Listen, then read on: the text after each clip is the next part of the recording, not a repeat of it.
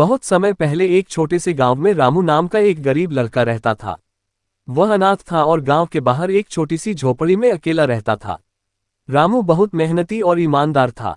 वह दिन भर लकड़ियां काटता और उन्हें बेचकर अपना गुजारा करता।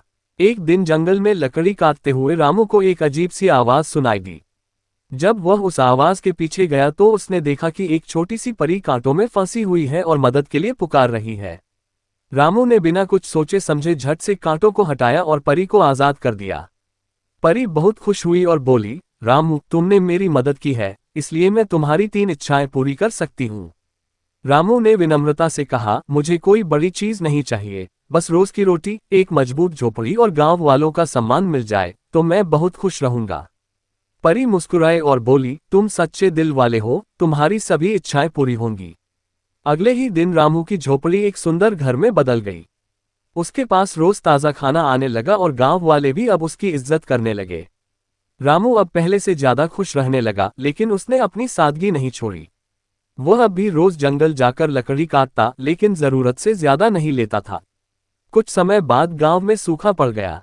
खेती बाड़ी ठप हो गई और गांव के लोग भूखे रहने लगे। रामू ने अपने घर का सारा खाना गांव वालों में बांट दिया। जब परी को ये पता चला तो वह फिर रामू के सामने आए और बोली, रामू, तुमने फिर से दूसरों की मदद की है। अब मैं तुम्हें एक और वरदान देती हूँ, जब भी तुम चाहो तुम्हारे पास सबके लिए खाना होगा। रामू अब गांव का सबसे प्रिय व्यक्ति बन गया। वह अपने वरदान का उपयोग केवल जरूरत के समय करता था। परी ने उसे ये भी सिखाया कि असली जादू दूसरों की सेवा और सच्चाई में होता है, न कि चमत्कारों में। समय बीतता गया, लेकिन रामू की सादगी, उदारता और परोपकार की कहानियां दूर दूर तक फैल गईं। लोग उससे प्रेरणा लेने लगे। परी ने रामू को आखिरी बार दर्शन देते हुए कहा, अब तुम खुद दूसरों के लिए एक परी जैसे बन गए हो।